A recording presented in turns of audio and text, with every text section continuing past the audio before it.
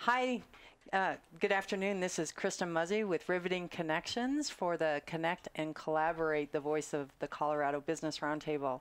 And we are so happy to have you joining us today, taking the time to tune in to Riveting Connections. And we have an exciting mashup show today highlighting 3 of Colorado's riveting entrepreneurs that are building stronger, healthier manufacturers, organizations, and community through their many businesses, volunteer efforts, and unrelenting passions that range from manufacturing IT to manufacturing reverse shark tanks to a luxury Hispanic brand, Capital Fund, and rugged rugby tours.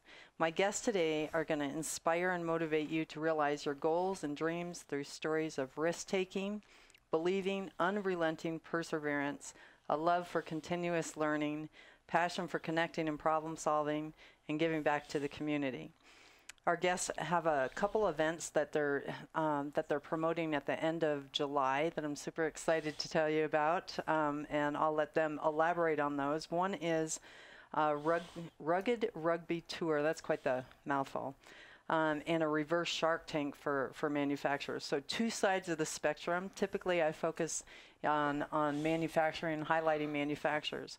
The connection here is that all 3 of my guests today have a manufacturing IT background, and they are serial entrepreneurs. And I've met them. I've known 2 of them for years and met them when I was doing manufacturing consulting and working in the manufacturing industry. And one I've met recently in the manufacturing community, focused in the manufacturing community. So without ado, it's my pleasure to introduce our guest today. So on my left, I have Greg Tanner, and we have Angelo Tanner, and we have Eric Adkins. And I'll give a little brief summary, but it's going to be hard to compact everything that these gentlemen have done. So Greg Tanner he's the founder of Aspen Capital Fund, Tanner Gonzalez, the first Hispanic luxury brand, Professional Rugby Agency, the Rugged Rugby Tours, Jupiter Networks, and I didn't list the rest. He's an accomplished and serial entrepreneur who's an expert at building businesses from the ground floor. He's written a book. He's been a sponsored triathlete. He's been a rugby player. And so welcome, Greg. It's great to have you here today. Thanks. You make me feel old. And then we have Angelo Tanner, and yes, they're related. Uncle and nephew, yep. Right? Yep. And Angelo has a passion for creating startups and businesses to change the world and for helping other entrepreneurs that share the same ambition. He's the managing director for Aspen Capital Fund. He's president of Rugby Pro. He's the managing partner of Rugby Catalyst. He's president of Jupiter Network. He's the managing partner of Halo Management, and he works alongside Greg in numerous pursuits. Yep. And Angelo was also a CIO for a major pet toy manufacturing company as well. So welcome, Angelo. It's great to have you. Thank you. Thank you. Then we have Eric Adkins, who is the founder of Adkins Technologies. He's a high-tech coach. He's an author. He's the co-facilitator of Denver's ConnectWise chapter. He's the leader of numerous manufacturing peer groups. He's the member of Jefferson County Workforce Board and American Job Center, where he co-founded a mentoring program with the county to match technology workers with local CIOs and providing hiring grants. And he's the leader of numerous manufacturing peer groups. So welcome, Eric. Thank you. So it's an interesting side, right? Is everybody is here. You are serial entrepreneurs. You're very successful. The energy in the room, the intelligence in the room, I kind of feel I'm very humbled by your presence. So why did you, my first question is, and I'm going to start with you, Greg, is why did you leave corporate manufacturing IT? I mean, these are top jobs, right? Why did you leave to venture off and risk being an entrepreneur? Because it's not for the faint of heart. It's definitely not for the faint of heart. You know, my motto, unfortunately, has been jump and grow wings. That's great. So we still do that, but really the corporate model was really it was fun and exciting, but it really taxed, my lifestyle and the balance at that point. I was a triathlete then, and it was just work all the time, as you know, and yeah. I really thrived in the environment, but I didn't see longevity there. I think if I was still there now, I probably would have 3 or 4 heart attacks and a couple more divorces. And you didn't get that with being an entrepreneur? No, I think it's a little different. I think you have more control of the inputs, as you know, and working in the corporate environment, those inputs are dictated by the board and management and the CEO and pushed down really hard. And it was a great learning experience to understand really what it takes to cut your teeth in that environment. Yeah. As you know, when together it was a tough environment, but I think that those things helped on the entrepreneurship side for discipline, and I also think it also made me really grateful to take those risks and say, hey, this is something I can enjoy, because going back in the corporate world is a tough place to be, especially when you go through the upper ranks. It can be. Yeah. It definitely can be. So, yeah, we're going to elaborate on that a little bit more. But what about you, Angela? Why did you leave, being a CIO and now, you are head on into entrepreneurial? Yeah. Well, as you know, when I first met you, my first corporate experience was there. And I think when you're at a huge company like that, it's very draining. It's not some place I wanted to be. And so that's kind of where Greg and I first started Jupiter Network, the IT side, and loved it. We thrived from there, grew that, did a few other ventures, and eventually sold off Jupiter Network. And that's kind of when I stepped back into corporate a little bit. The pet toy manufacturer I worked for is a world-renowned pet toy company, but very small still, very family-oriented company. So that's a great environment. Was there for a few years, and then just wanted to get back into working for myself, controlling my own ecosystem, right? And so at that point, Greg was doing rugby and Aspen Capital, and so we kind of said, let's get back together, let's figure this out. And then we revived Jupiter Network, started, Aspen Capital, and eventually turned into the rugby stuff. Yeah, we got to make that transition because that's just really bizarre. So it was more about having control of your own destiny, your own ecosystem, right? I mean, when you're in IT, you can control your IT environment, but other things that contribute to that steer you in other directions, you have no control over. So when you're able to control your own destiny and be excited about wake up that day, and entrepreneurship is you don't really know what's going to happen that day in some sense, right? So every day is an adventure to us. It's exciting and it's rewarding, and it all kind of comes back to you. Is it part of that thrill-seeking part of your DNA? I'm a risk taker. Yeah. I like to gamble. I like to do things like that. So yeah. But I'm also I like to have control too. So there's one side of me, risk taker, do this, jump off the edge, get wings. But the other part of me is I want control. I want consistency, and that's why I like manufacturing too. Some of those things, right? Process control, deviations, those sorts of things. So and every day can be different. Manufacturing, for sure. So and that's why Greg and I play really well together, because he's very sales, marketing driven. I'm very process, money, finance driven in terms of that control, that A-type personality. And so I think when we go off the ledge together, we can figure out how to fly together. That's great. Yeah. That's great. So what about you, Eric? Tell us your story. How did you venture off into entrepreneurialism? Man, You've been doing this for a while. Yeah. Yeah. I've never been a good employee. And why is that? I like to do my own thing. Like you guys said, I like the freedom of living my own way. I like the adventure, the danger of it. I like to take risks, but they're calculated risks. Yeah. I'm not much of a gambler. But and for me, entrepreneurialism became just the game that I like to play to improve myself, and I can play it for the rest of my life. So I never want to retire. I just want to keep seeing what else I can do. Yeah. And it's challenging that way. And then you make a lot of mistakes, and you get to learn a lot of lessons that you wouldn't have watched. And isn't it, it's from the mistakes and the failures that we've had, right? That you gain the greatest lessons, and if you power through it, fail fast, fail quick, and learn from it. Yeah. Well said. Or get to know fast as well. Get to know fast. We want people to say no to you right away. Yeah. Right. Yeah. That's really what the best thing. And then, I think you got to ask the question, right? Like, can you help me? Will you want to be a part of this? Do you want to, do you want to be a customer? Do you want to be a partner? Do you want to be a vendor? Do you want to do that? And you want people to say no to you fairly quickly, because it's time, right? Sure.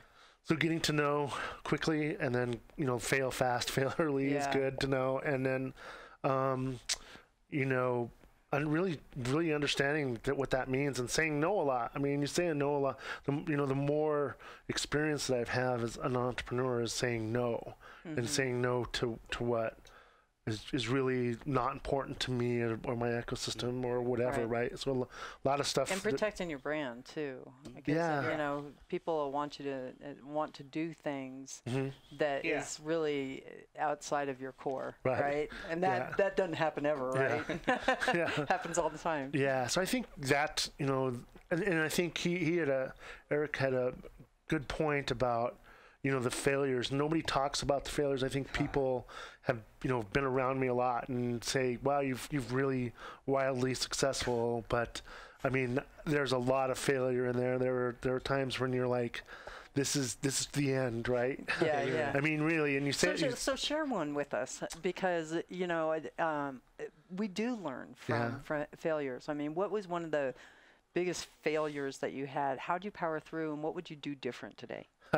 So my first real failure was not investing in one of the first internet service providers here in Denver. Okay. And in 10 months, everybody that invested made about $3 million cash. Wow.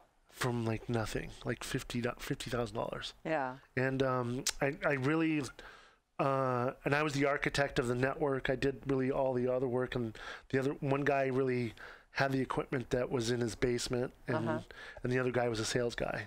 So they had no idea what they were building, and they took it and just ran with it. And then that was when I said I was going to start my own company. I'm never going to do that again. So that was pretty tough. But I think But it was the catalyst that had you go out and missed opportunity, like really obvious missed opportunity. Like I had built it and here it is, and someone's like, okay, you want to be a part of it, and I just didn't have the wherewithal to take the risk. Yeah. And I just took it and ran with it, and it was crazy, like what happened. Yeah.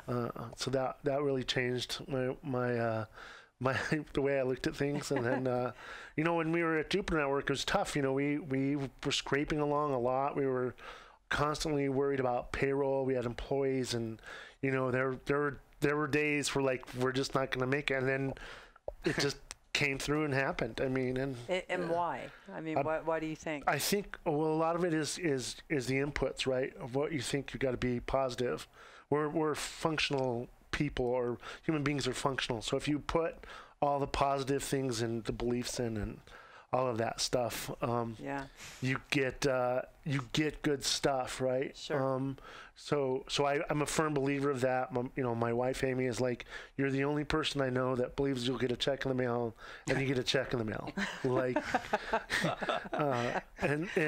so there's that belief element. You've got to believe. You get to strongly believe that you're going to succeed, right? It's your mindset, right? You got to have that mindset. It's really your mindset. If you have a mind, if you're an entrepreneur and you're a business owner, and you have the mindset that you're going to struggle and you're going to have a tough time, you're going to have that. But if you have the mindset of, I'm going to have 20 clients in the end of the month, and I'm going to have, the systems that are working and I'm going to solve the problems, then you'll get through that. But if you don't have that mindset, you're going to have a really difficult time as an entrepreneur. So true. I heard somebody say, as an entrepreneur, there's only two mindsets. There's you either win or you learn. You never really fail. Right. Either way, you're getting something. Yeah. Right. You're either getting a check or you're getting a good lesson. I think early on in Jupiter Network, we learned to surround ourselves with the right people. and like that's what we do now. Get a board, get people around you, trusted advisors, and we learned that, and that's kind of where we started. That's kind of where we started to turn in Jupiter Network when we went through. We went with the Hoya Group, Joe Cerna, and they really helped us, and that really turned us around. So now I praise. Put people around you that are positive, that build you up, that are knowledge experts, not only in your vertical and other verticals. You have a lot to learn from them. That's a great transition to something that you guys know I'm super passionate about, right? Is well, the name of the show is Connect and Collaborate, and the name of my company is Riveting Connections. So it's about the power of connecting and crossing chasms, verticals, professions, knowledge bases, right?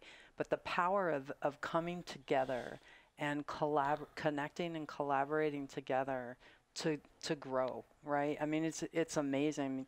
And what you guys have done, from IT to Aspen Capital Fund to rugby, is like, it's bizarre.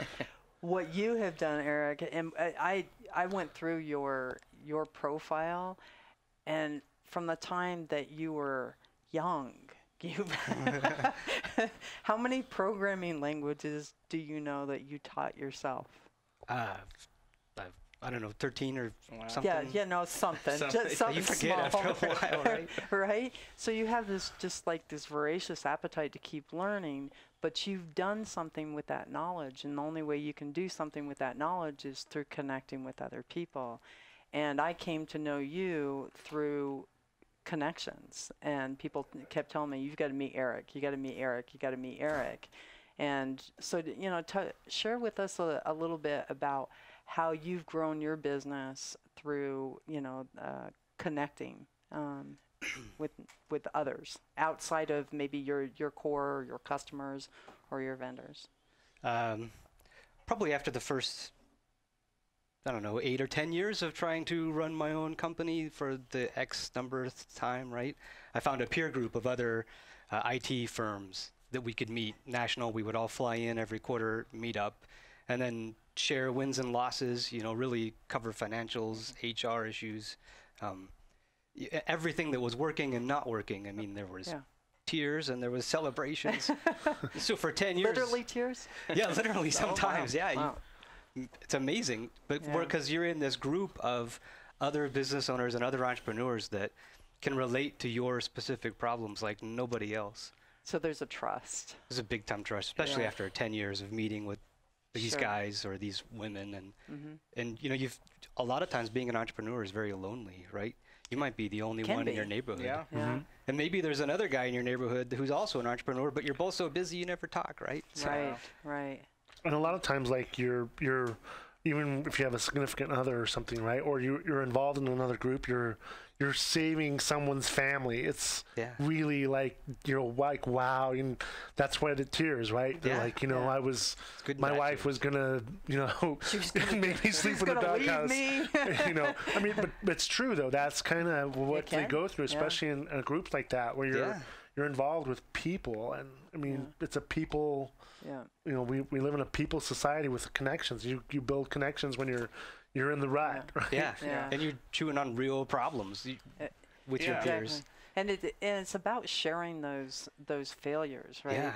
And exposing the weaknesses to help you grow. So you have to have those groups that you have high trust, right? You've got to have those groups to have high trust. Just going out to networking sessions, the eye rolls, right? Let's go to another networking session, and you collect all these cards, but you really haven't made any connections. It's really forming a relationship, right?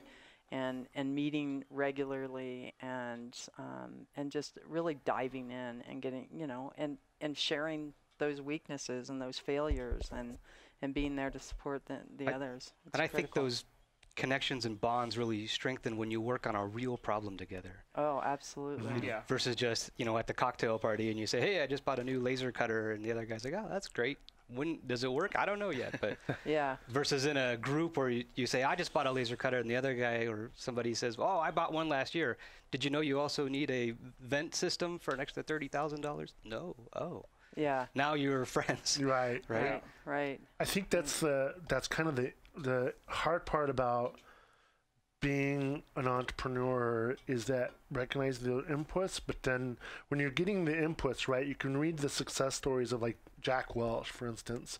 But in Jack Welch's book, he never talks about the failures. Like, by the way, if you're going to do this, don't turn left, because if you turn left, there's a big ledge. You're going to go right off the edge. So that's the challenge that you have in all the media now, and you don't get out of like networking and relationships. Sure. You only see the good stuff, right? Right. You read about the good stuff. You never hear about, by the way, there's a squiggly road here, and if your car's 2 inches too big, it's going to go right off the edge. And that's the key about failures and connections with people, right? Because people will tell you like, oh, you know, I didn't, like you just said about the printer, like, you know, I didn't realize I needed $30,000 more to buy that printer. Right. And had I known that, I would have, you know, now what do I do? Yeah. Right. Yeah. Yep. You know, I think corporate America has a lot to learn from entrepreneurs and what we're talking about here, because if you know the companies that I have gone around and visited, the many numerous manufacturing companies that I've seen, I can almost instantly feel when I walk onto the shop floor whether there's a collaborative culture, team-oriented culture, or if it's very siloed, individualistic. So, here's another challenge. I put out there is that as you learned from corporate America, right, Greg, process and controls and governance but I think corporate can learn from entrepreneurs about allowing, risk-taking at the individual level. And I think that's really, really important. I had met a company not too long ago that had a very interesting idea, and this will segue to what one of the events that you're sponsoring, is they had a program called Innovation Tank that they put out to all their employees, and all their employees could submit ideas. It could be in their core expertise or just an idea that they had, and if it was selected, they would be awarded the opportunity to present to the C-level, C and V level executives. And so it encouraged, it takes a while for the cog to turn, right?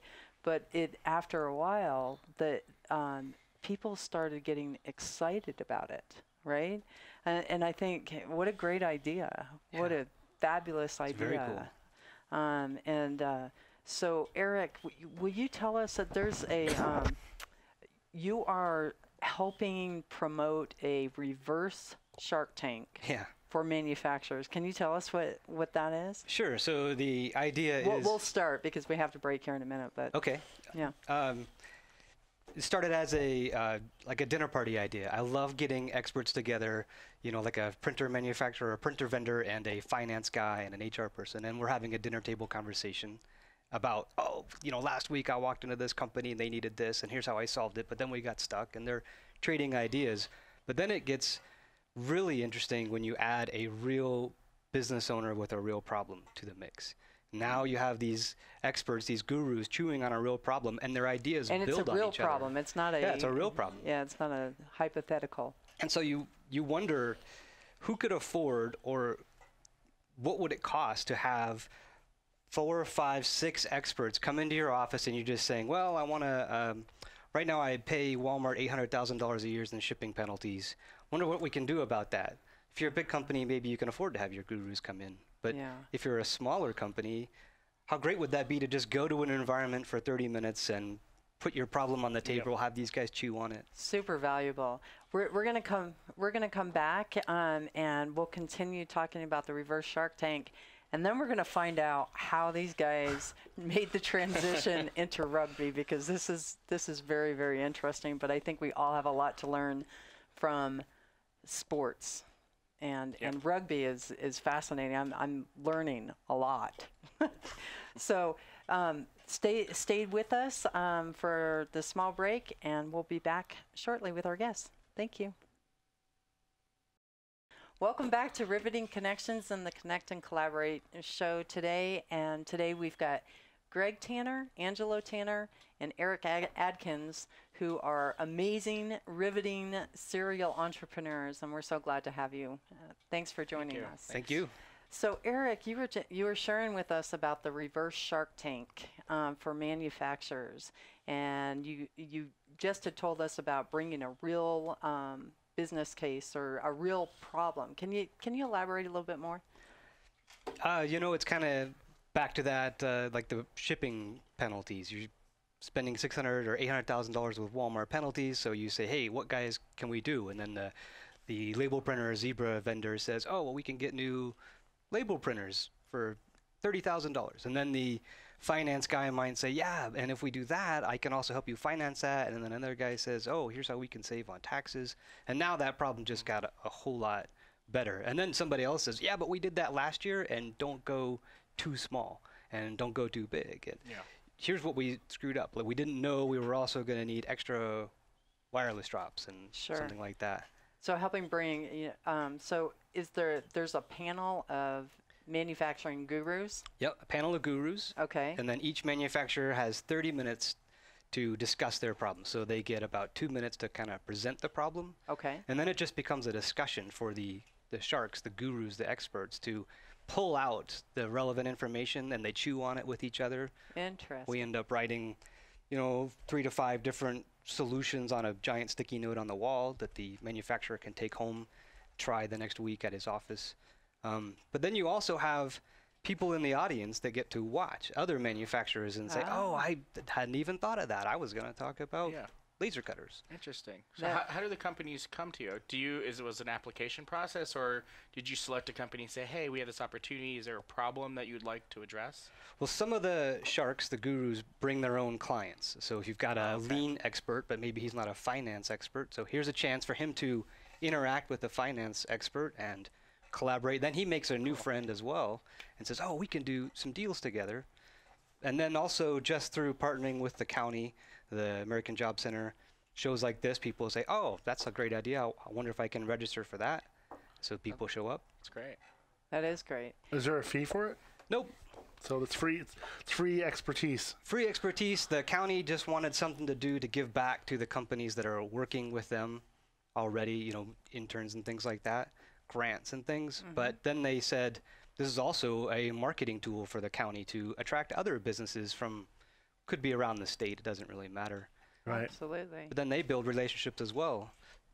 So the manufacturers are relating to each other. They hear what's going on in the different companies. Then the gurus are sharing and connecting with each other. Then the county is connecting. And then the people in the audience get to watch and see, oh man. The power of connecting and collaborating. Turns out there's connecting. Connecting and collaborating. And have you had success? Do you have some success stories behind this? Yeah, haven't done it for manufacturers. Have done it for marketing gurus. Done it for IT firms. So we have another group of about 100 firms from 7 states, and we get together, have cocktails, and do presentations. Oh, fantastic. Compare stuff. But everybody always loves it. And at the end of it, then they say, wow, when's the next one? Where's more of this? And then that's when I say, well, we have manufacturingtechgroups.com, and you can get on the waiting list to be in a peer group with other manufacturers. And we could have groups for the vendors of manufacturers. They can have their own group. We have that in the IT area now. Okay. But then you can also have more groups of manufacturers, and we can even niche it depending on who's on the waiting list. We could have a group of people, manufacturers, that just want to focus on cybersecurity, or maybe they just want to focus on lean. Interesting. So manufacturingtechgroups.com. This is the peer groups that you're talking about, Eric? Yep. So do you have to, is it a membership, or how do you join the peer groups? So right now, and just to clarify, it's MFG Tech sorry. Groups. Well, I keep saying it wrong too, but mfgtechgroups.com. Okay. But it's free right now. We're just getting started for manufacturers. I'm not sure how I want to fund it or finance it yet. We've done it a couple different ways with the marketing groups. We did it with the IT firms. Okay. That was where we brought in a big sponsor that just pays for everything, which is nice, but then they get to pull a lot of the strings. Sure. So if we can do it differently, if people are on board with that, then we can create the group how the manufacturers want. Oh, that's great. And so I'm not sure what format I want it to be. It could be a monthly calls with quarterly meetups, if they're all local, because this probably will involve manufacturers from around the country so that they're not competing. So if you have a job shop in Denver, you might not mind sharing information with a job shop in SoCal. Yeah. Sure. And then you could meet once a quarter and really get to know each other in addition to monthly calls. I think what does it matter if the competition, right? I mean, I think it's some guys scared. We just learned about that, right? You know, so, everyone asked us early on in entrepreneurship, like, aren't you afraid of your competition? And we were like, if we're not doing what we're doing well, our competition's going to beat us anyway. Yeah. Right. Yeah. Especially in IT, right? Because Craigslist and I work with Northern Colorado Manufacturing Partnership, and it's really amazing what NOCO has done in bringing all these manufacturers together who normally would not come together because there's some there's competitors. Not every one of them is a competitor with one another, but they are connecting and collaborating on issues that they feel comfortable. Workforce development, for example. Yeah. So there are some topics where you can really collaborate. You're not sharing your secret sauce. Yeah. But guess what? Everybody pretty much has the same problems. Yeah, and in all sizes. Yeah. Right. Whether you're just a two-man shop or a billion-dollar company, it's just a scale. So it's the same problems. I was going to ask what if you're like a small startup manufacturer? Can you participate in the reverse Shark Tank? Absolutely. Yeah. And I mean, because those are the people that really need it. I mean, and they ask all kinds of questions from very obvious to like, wow, that's a really good one. And that's what they need. I think that's what entrepreneurs need is to learn that. Yeah. I mean, and if you're out there listening and you're an entrepreneur or you're a startup, this is definitely something that you want to go to and understand. And even if you're not in manufacturing, you should go and see how collaborations work and then look into your sector and connect with more people. And obviously, you really want to connect with someone, Kristen, obviously, really can connect you with anyone. Absolutely. So I think that connection piece is really the most important, and especially if you're a lone entrepreneur out there, I think the message is don't isolate. Don't think that you have to come up with all the answers. Right. Venture out, get out. And this is a great opportunity. So tell us how do we find more information? And we will post it on Colorado Business Roundtable website, cobrt.com. But Eric, can you just share with us real quick what the date is and where it's going to be? So the reverse Shark Tank will be July 31st at the Golden County buildings. Okay. I don't know which room yet. And that will be about 9 to 5. Okay. So you can go to mfgtechgroups.com to get more information and throw your name in the hat or just ask questions. Just reach out to me. Fantastic. Thank you. So now we're going to jump over into, all right, how in the world did you get into from, we all want to know, right? How did you make the transition? How did you get into rugby? And you have 3 rugby-related companies, right? Oh, we have a lot more than that. Yeah. Oh. We have a rugby ecosystem. Okay, so tell us, how did you make the transition, and then what are the companies? So I started, I was playing rugby. Obviously, I played rugby till I think just before I was 30. Had a bad head injury and stopped playing, and then I played again in Glendale. I love the sport. It's great values. It's the sport really carries over into your life and carries forward in your life. It's really a different sport, and so. How so? The values of character, sportsmanship, inclusiveness, all integrity, the things we want in a company. All the things that you really want, and hard work. I mean, rugby is a lot like war. I mean, you got to do what you say what you do, and you got to be committed, because there's 15 people there, and you want someone there the same way behind you. So, it's a really great sport. It's very physical. And it's no idea. I never got that from rugby. And it's very fast. So you build a lot of camaraderie because of really just that intensity that's on the field. But after that intensity goes away, and you're not adversarial to your competitors, you're all part of the same fabric, so to speak, right? A lot of connections. You make a lot of rugby connections. I used to play against him, and even though you bashed heads against each other, you make a lifelong connection with them.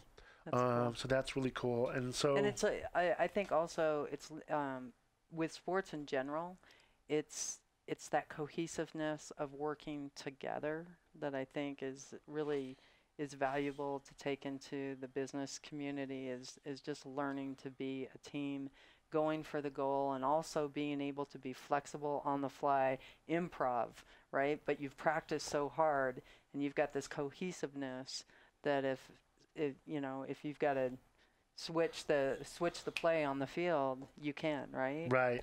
I mean, I think sports in general, but rugby is it's very fluid and very different, and everybody touches the ball and everybody participates. There's not one person that kind of just sits and watches if you're on the field. And that's really why I think it's a great sport. And I think so how'd you get so you played, but what prompted you to create all these businesses? so was it the head injury, or yeah, I felt something on the head. Aspen Capital Fund, we're always doing an analysis in areas that have opportunity, right? Short brief, what Aspen Capital Fund is. Basically, we build minority businesses, women minority businesses, and help them get funding, provide funding, and give them a jump start if you're a startup, early stage. That's cool. So advising and consulting. Yeah, advising, consulting. Connecting the adults to those companies. Connecting them to the people that they need to be connected with. So Right. you're really the coach, and the advisor. Yeah. To help Yeah.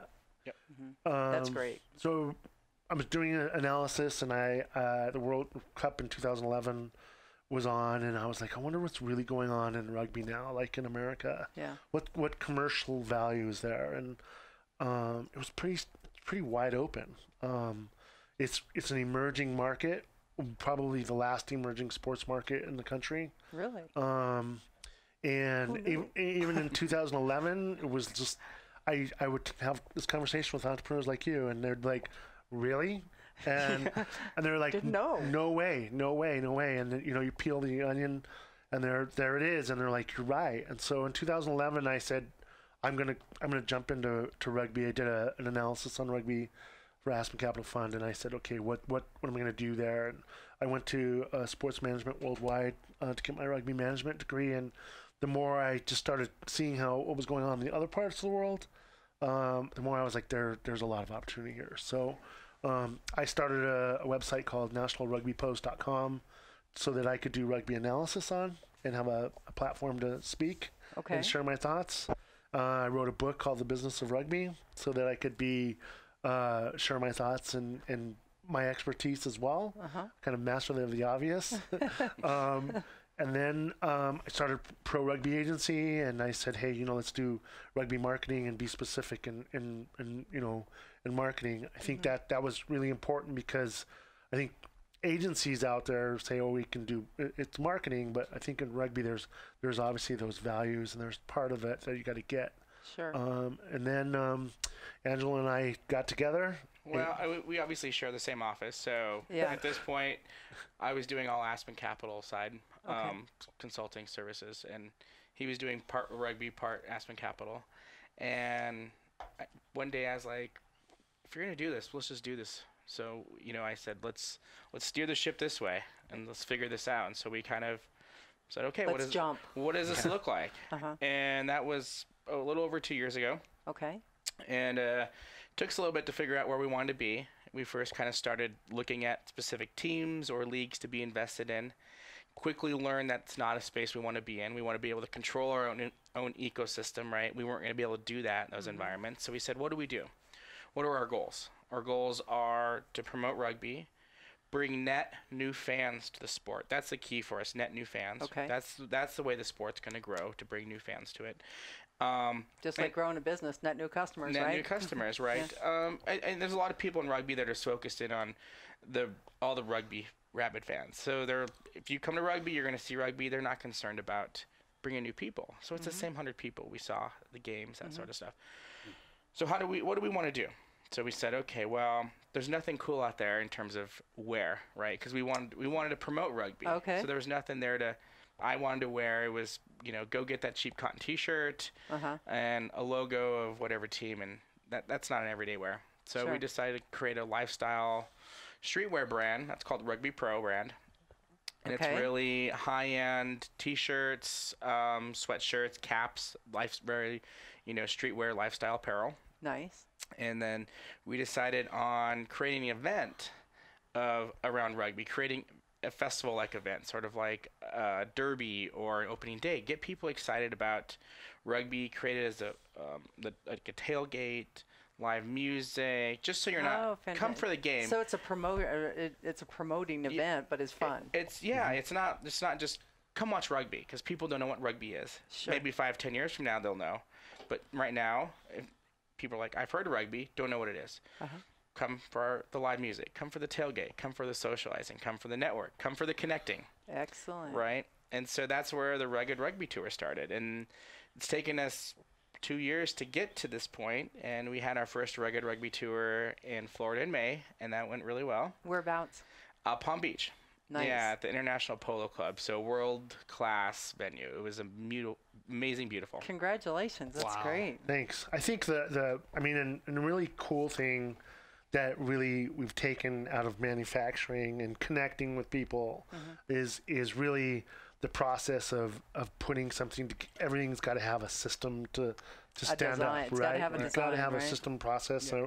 So Angelo really worked the manufacturing side for Rugby Pro. I mean, the quality and just the well thought out pieces of putting the brand together really showed that he had experience in putting something together and getting an end product out without, learning all the failures, right? Oh, you need that printer that needs a vent. What? So I think I need the power cord. That was really cool.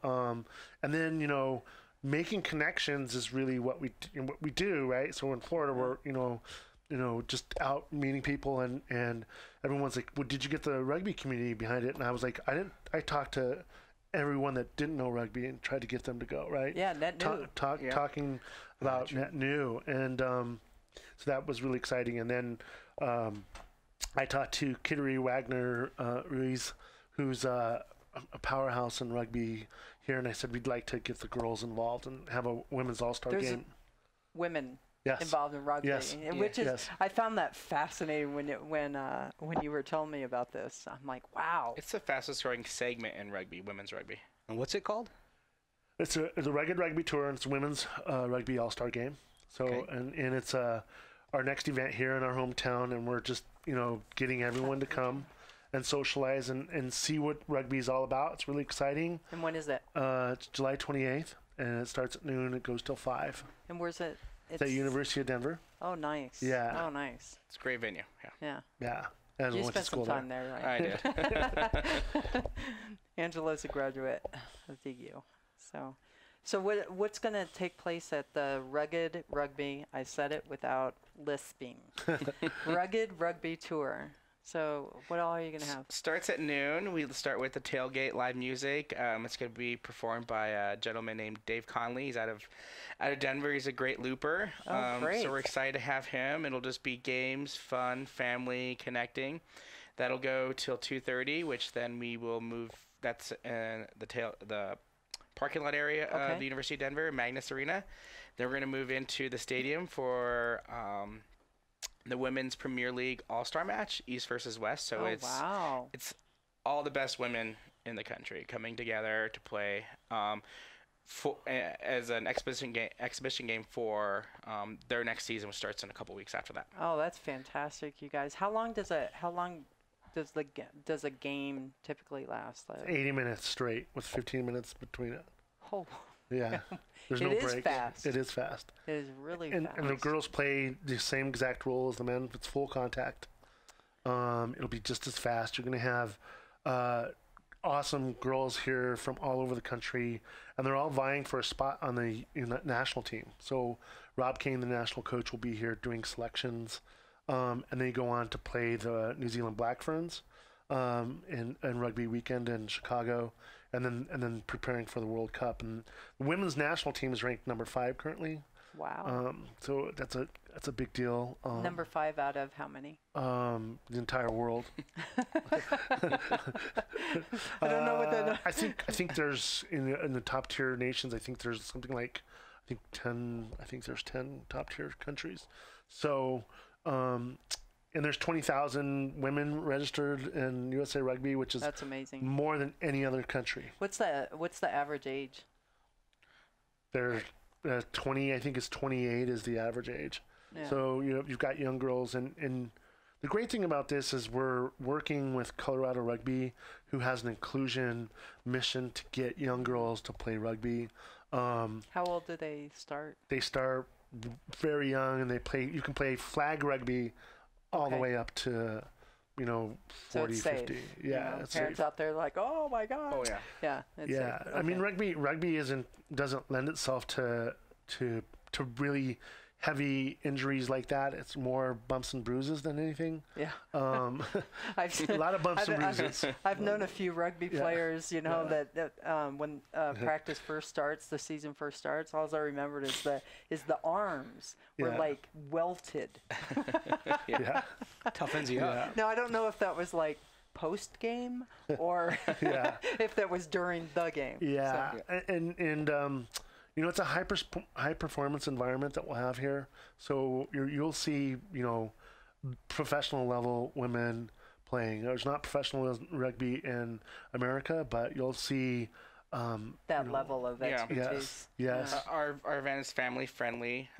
Kids under 16 get in for free. Oh, good. Yeah, tickets you can get at ruggedrugbytour.com/tix, TIX. Okay. And we'll put that on cobrt.com because there's a lot of websites that we've talked about today. Yeah. That's important for us to be family friendly, right? Absolutely. That's key. And again, we're working with Rugby Colorado to really help promote the youth side. Oh, good. That's really where the sport's going to grow too, from the youth side. Sure.